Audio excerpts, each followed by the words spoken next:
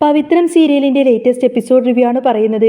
അങ്ങനെ ശ്രീകാരി ശ്രീനിവാസനും വാസവനും ഇപ്പോൾ ഒരു കാര്യം കൃത്യമായി തന്നെ മനസ്സിലാക്കി കഴിഞ്ഞു. വരുണിനെ കൊന്നത് വിക്രമല്ല എന്ന സത്യം. അതുമാത്രമല്ല, പുളിക്കിനെ തട്ടിക്കളഞ്ഞതിന് പിന്നിലും ആ വരുണിനെ കൊന്ന അതേ കൈകൾ തന്നെയാണ്. സത്യം പുറലോകം അറിയാതിരിക്കാൻ വേണ്ടിയിട്ടാണ് അവർ പുളിക്കിനെ ഇല്ലാതാക്കിയത്. ഇതിപ്പോൾ നേരിട്ട് കണ്ട ഒരേ ഒരു സാക്ഷി അനിയൻകുട്ടനാണ്. പക്ഷേ പാവം അനിയൻകുട്ടനിപ്പോൾ എന്ത് ചെയ്യണമെന്നറിയാത്ത അവസ്ഥ. കണ്ട കാഴ്ചയുടെ ആഘാതത്തിൽ അവന് സമനില തെറ്റിയതുപോലെ തന്നെ പിച്ചും പേയും പറഞ്ഞു നടക്കുകയാണ്. ശ്രീകാന്തും ചന്ദ്രശേഖരനും കൂടി മാറി മാറി പുളിക്കനെ കുത്തിക്കൊല്ലുന്നത് കണ്ടപ്പോൾ അനിയൻകുട്ടൻ്റെ മനോനില ആകപ്പാടങ്ങ് തകർന്നുപോയി. ഇനിയിപ്പോൾ അവന് ബോധം വന്നാൽ മാത്രമേ എന്താണ് സംഭവിച്ചത് എന്ന് പുറലോകം അറിയത്തുള്ളൂ. ശ്രീനിവാസൻ വാസവനോട് പറഞ്ഞു, ഇതിൻ്റെ പിന്നിൽ ആരാണെങ്കിലും നമുക്കവനെ പൊക്കണം. കാരണം നമ്മളെയൊക്കെ തമ്മിലടുപ്പിക്കാൻ നോക്കുന്ന നമ്മുടെ പൊതുശത്രുവാണ് അയാൾ. രാഷ്ട്രീയമായി നമുക്ക് പലവിധ അഭിപ്രായ വ്യത്യാസങ്ങളും കാണും.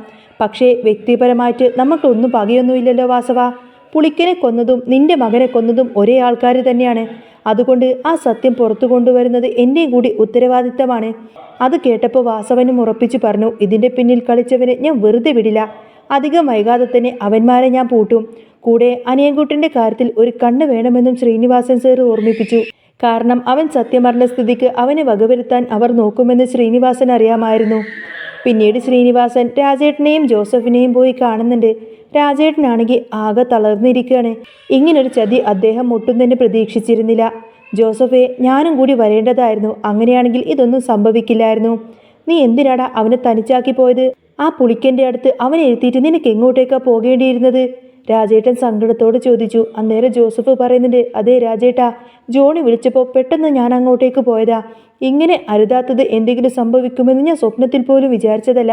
അപ്പോൾ അനിയൻകുട്ടൻ്റെ കാര്യം ഓർക്കുമ്പോഴാ സങ്കടം. പാവം, അവൻ്റെ അച്ഛൻ എങ്ങനെ ഇതൊക്കെ സഹിക്കും? നേരത്തെ ഒരു അപകടം പറ്റിയപ്പോൾ തന്നെ ആ മനുഷ്യൻ ഒരുപാടധികം തളർന്നതാണ്. ഇനിയിപ്പോൾ അവൻ്റെ ബോധം തന്നെ പോയിരിക്കുമല്ലേ? ഡോക്ടറെ കാണിച്ചപ്പോൾ മരുന്നൊക്കെ തന്നു. പക്ഷേ ആ ഒരു പേടി അവൻ്റെ ഉള്ളിൽ നിന്നും മാറുന്നില്ല. അവർ കൊല്ലുമെന്ന് അവർ പേടിച്ച് വിളിച്ചുകൊണ്ട് തന്നെ പറയുന്നുണ്ട്. ശ്രീകാന്തും ചന്ദ്രശേഖരനും ചെയ്യുന്നത് അവൻ വ്യക്തമായി കണ്ടതാണല്ലോ. ആ സമയം ജോസഫ് പറയുന്നുണ്ട്, ഇനി നമ്മൾ സൂക്ഷിക്കണം രാജേട്ടാ. അവൻ മാത്രമാണ് ഏക ദൃക്സാക്ഷി. അവന് ബോധം വന്നു കഴിഞ്ഞാൽ എല്ലാം തുറന്നു പറയുമെന്ന് അവർക്കറിയാം. അതുകൊണ്ട് അവനെ ഇല്ലാതാക്കാൻ നോക്കും. അത് ശരിയാ, നമ്മൾ ജാഗ്രത പാലിക്കണം. അവൻ ഇനി ആർക്കും വിട്ടുകൊടുക്കരുത്, രാജേട്ടൻ ഉറപ്പിച്ചു പറഞ്ഞു. ശ്രീനിവാസൻ പിന്നീട് അവരെ വിളിച്ച് കാര്യങ്ങളൊക്കെ സംസാരിക്കുന്നുണ്ട്. വിക്രം എവിടെയാണെന്ന് ആർക്കും അറിയില്ല. വരുണിനെ വിക്രമല്ല കൊന്നതെന്ന് തെളിയിക്കാൻ പുളിക്കിന് മാത്രമേ ഉണ്ടായിരുന്നുള്ളൂ. അയാളെയും അവർ കൊന്നു. ഇനി ആ സത്യം അറിയാവുന്നത് അനിയൻകുട്ടന് മാത്രമാണ്. അനിയൻകുട്ടൻ വാ തുറന്നാൽ മാത്രമേ കൊലപാതകങ്ങൾ കുടുങ്ങുകയുള്ളൂ. അനിയൻകുട്ടനെ അവർ ഒന്നും ചെയ്യാതെ നോക്കണമെന്ന് ശ്രീനിവാസൻ പറഞ്ഞപ്പോൾ, അത് ഞങ്ങൾ നോക്കിക്കോളാം സാറേ. അവൻ്റെ മേൽ ഒരു പോറൽ പോലും ഏൽക്കാതെ ഞങ്ങൾ കാത്തോളാം. രാജേട്ടൻ വാക്കു കൊടുത്തു. ഇതേ സമയം ജോണി ശ്രീകാന്തിനെ വിളിച്ച് വിവരങ്ങളൊക്കെ അറിയിക്കുന്നുണ്ട്. പുളിക്കനെ തട്ടുന്നത് കണ്ട ഒരാൾ അവിടെ ഉണ്ടായിരുന്നു. അനിയൻകുട്ടൻ അത് കണ്ടു. ഇത് കേട്ടപ്പോൾ ശ്രീകാന്ത് ആകെ ഞെട്ടിപ്പോവാണ്. എന്ത്? അവൻ എവിടെയായിരുന്നു? ഞങ്ങൾ ചെന്നപ്പോൾ അവിടെ ആരും ഉണ്ടായിരുന്നില്ലല്ലോ. ജോണി പറയുന്നുണ്ട്, അവൻ അവിടെ എവിടെയോ മറിഞ്ഞിരുന്ന് എല്ലാം കണ്ടിട്ടുണ്ട്. അവനിപ്പോൾ മാനസികമായിട്ട് അത്ര സുഖത്തിലൊന്നുമല്ല. പിച്ചും പെയ്യും പറയുന്നുണ്ട്. പക്ഷേ നാളെ ചികിത്സ കഴിഞ്ഞാൽ അവന് ബോധം വരും. അപ്പോൾ നിങ്ങളുടെ പേരെങ്ങാനും അവൻ വിളിച്ചു പറയും. ശരി, അതൊക്കെ ഞങ്ങൾ നോക്കിക്കൊള്ളാം ജോണി എന്ന് പറഞ്ഞ് ശ്രീകാന്ത് വെപ്രാളത്തിലങ്ങ് ഫോൺ വെക്കുകയാണ്. എന്നിട്ട് ശ്രീകാന്ത് നേരെ ചന്ദ്രശേഖരനെ വിളിച്ച് കാര്യം അറിയിച്ചു. അച്ഛാ, വലിയൊരു പ്രശ്നമുണ്ട്. അനിയൻകുട്ടൻ ആരോടെങ്കിലും ആ ഒരു സത്യം തുറന്നു പറഞ്ഞാൽ നമ്മളുടെ കളി തീരും. വാസവനും ശ്രീനിവാസനും കൈകോർത്തിട്ടുണ്ട്. അവർ അധികം വൈകാതെ തന്നെ നമ്മുടെ അടുത്തേക്ക് എത്തും. അത് കേട്ടപ്പോൾ ചന്ദ്രശേഖരൻ പറയുന്നുണ്ട്, അവരെത്തുന്നതിന് മുൻപ് നമുക്ക് ആ അനിയൻകുട്ടനെ അങ്ങ് തീർക്കണം. അവൻ ഏത് പാതാളത്തിൽ ഒളിച്ചിരുന്നാലും അവനെ ഇല്ലാതാക്കണം. പക്ഷേ അതത്ര എളുപ്പമല്ലെന്ന് ചന്ദ്രശേഖരൻ അറിയാമായിരുന്നു. എന്ത് സംഭവിച്ചാലും അവനെ തീർത്തേ പറ്റൂ, അല്ലെങ്കിൽ നമ്മുടെ ഇത്രയും നാളത്തെ കഷ്ടപ്പാടൊക്കെ വെറുതെയാവും. ശ്രീകാന്ത് കടുപ്പിച്ചു പറഞ്ഞു. അവൻ പെട്ടെന്നൊന്നും ബോധം വീണ്ടെടുക്കില്ല എന്നും ബോധം വന്നാലും തങ്ങളുടെ പേര് വരാതിരിക്കാൻ വേണ്ടിയിട്ട് എന്തെങ്കിലും ചെയ്യണമെന്നും അവർ തീരുമാനിച്ചു. പിന്നീട് ശ്രീകാന്ത് വീട്ടിലേക്ക് എത്തിയപ്പോൾ വർഷ ചോദിക്കുന്നുണ്ട്, ശ്രീയേട്ടൻ ഇത് എവിടെയായിരുന്നു എന്ന്. രാത്രി വരാമെന്ന് പറഞ്ഞിട്ട് നേരം വെളുത്തിട്ടാണല്ലോ വരുന്നത്. ശ്രീകാന്ത് എന്തൊക്കെയോ കള്ളം പറഞ്ഞ് ഒഴിഞ്ഞു മാറാൻ നോക്കി. അപ്പോഴാണ് ശങ്കരനാരായണൻ അങ്ങോട്ടേക്ക് വരുന്നത്. ചോദിക്കുന്നൊരു ശങ്കരനാരായണൻ, നീ ഇന്നലെ എവിടെയായിരുന്നു ശ്രീകാന്തേ എന്ന് അച്ഛൻ ചോദിച്ചപ്പോൾ അത്യാവശ്യമായിട്ട് ഒരു സ്ഥലത്തേക്ക് പോകേണ്ടി വന്നു എന്ന് പറഞ്ഞിട്ട് ശ്രീകാന്ത് വീണ്ടും അങ്ങ് ഒഴിഞ്ഞു മാറി. തൻ്റെ കള്ളത്തരം അച്ഛൻ കണ്ടുപിടിക്കുമോ എന്ന ടെൻഷനിൽ അവൻ ആകങ്ങനെ ടെൻഷനോടെ നോക്കി നിൽക്കുകയാണ്. ശ്രീകാന്ത് മുറിയിലേക്ക് പോയപ്പോൾ വർഷയും കൂടെ ചെന്നു. വേദയുടെ പെരുമാറ്റത്തിൽ എന്തൊക്കെയോ മാറ്റങ്ങളുണ്ട് എന്ന് വർഷ അവനോട് പറയാണ്. ഇന്നലെ ഞാൻ അവളുടെ മുറിയിലെ മുന്നിലൂടെ പോയപ്പോൾ ഉള്ളിൽ നിന്നും ഒരു പുരുഷൻ്റെ പാട്ട് കേട്ടു. ഞാൻ അകത്തേക്ക് ചെല്ലാൻ നോക്കിയപ്പോൾ ദീപ്തി എന്നെ തടഞ്ഞു. വേദക്ക് മിമിക്രി അറിയാമെന്നും അവൾ പുരുഷ ശബ്ദത്തിൽ പാടിയതുമായിരിക്കുമെന്ന് ദീപ്തി പറഞ്ഞു. ഞാൻ അകത്തേക്ക് കയറി നോക്കിയെങ്കിലും ആരെയും അവിടെ കണ്ടില്ല. അവൾ എന്നെ അവിടെ നിൽക്കാനും സമ്മതിച്ചില്ല എന്ന് വർഷ വിശദീകരിച്ചു. നിനക്ക് ആ മുറി ശരിക്കും ഒന്ന് പരിശോധിക്കാമായിരുന്നില്ലേ എന്ന് ശ്രീകാന്ത് ചോദിച്ചപ്പോൾ അതിനവൾ സമ്മതിക്കേണ്ടേ? എന്തോ ഒരു ഒളിച്ചുകളിക്ക് അവർ ശ്രമിക്കുന്നത് പോലെ എനിക്ക് തോന്നിയെന്ന് വർഷ പറയും. കേട്ടത് ഫോണിലെ പാട്ടല്ല എന്ന് വർഷ ഉറപ്പിച്ചു പറഞ്ഞു. വിക്രം എങ്ങാനും ആ മുറിയിൽ ഒളിച്ചിരിക്കുന്നുണ്ടോ എന്ന് ശ്രീകാന്തിന് സംശയമായി. ഇതിനു മുൻപ് പോലീസ് വന്ന് നോക്കിയെങ്കിലും ഒന്നും തന്നെ കിട്ടിയിരുന്നില്ലല്ലോ. നീ അവളെ നന്നായിട്ടൊന്ന് നിരീക്ഷിക്കണം. എന്തെങ്കിലും അസ്വാഭാവികമായി കണ്ടാൽ എന്നോട് പറയണം, ശ്രീകാന്ത് വർഷയോട് പറഞ്ഞു. വിക്രമുമായിട്ടുള്ള ബന്ധം ഏർപ്പെടുത്തി വർഷയുടെ സഹോദരൻ ദർശനുമായിട്ട് വേദന്റെ കല്യാണം നടത്താൻ വേണ്ടിയിട്ട് താൻ അച്ഛനോട് സംസാരിക്കാമെന്നും ശ്രീകാന്ത് പറയുന്നുണ്ട്. വേദ സമ്മതിക്കുമോ എന്ന് വർഷ ചോദിച്ചപ്പോൾ അവളുടെ സമ്മതം ആര് നോക്കുന്നു? ഇത്രയും നാണം കെടുത്തിയത് പോരാന്നിട്ട് ഇനി അവളെ സമ്മതിപ്പിക്കാൻ നിൽക്കാനൊന്നും എനിക്ക് വയ്യ. അത്രയും പറഞ്ഞു കൊടുത്തിട്ട് ശ്രീകാന്ത് ദേഷ്യത്തിൽ അവിടെ നിന്നങ്ങ് പോവാണ്. ഇതേ സമയം വിക്രം വലിയ ആശങ്കയിലായിരുന്നു.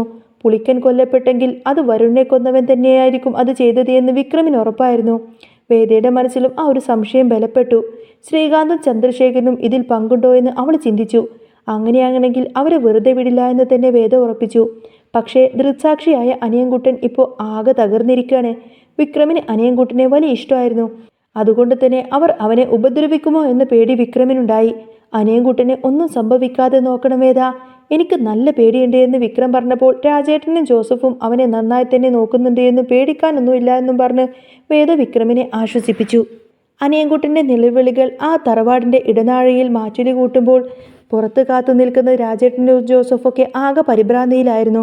ഡോക്ടർ നൽകിയ മരുന്നിൻ്റെ മയക്കത്തിലും അവൻ ശ്രീകാന്ത് ചന്ദ്രശേഖരൻ എന്നൊക്കെ ആവർത്തിച്ച് വിളിച്ചു പറയുന്നുണ്ടായിരുന്നു. ഇത് കേട്ട് ജോസഫ് രാജേട്ടൻ്റെ കയ്യിൽ അമർത്തിപ്പിടിച്ചു. ഇത് സത്യമാണെങ്കിൽ നമ്മൾ വിചാരിച്ചതിലും വലിയ കളിയാണ് ഇവിടെ നടക്കുന്നത് രാജേട്ടാ, ജോസഫ് മന്ത്രിച്ചു. ഇതേ സമയം ശ്രീകാന്തിൻ്റെ മുറിയിൽ വർഷ അസ്വസ്ഥയായി അങ്ങോട്ടും ഇങ്ങോട്ടേക്കും നടക്കുകയാണ്. വേദയുടെ മുറിയിൽ നിന്നും കേട്ട ആ ഒരു ശബ്ദം അത് വിക്രമിൻ്റേതാണെന്ന് അവൾക്ക് ഉറപ്പായിരുന്നു.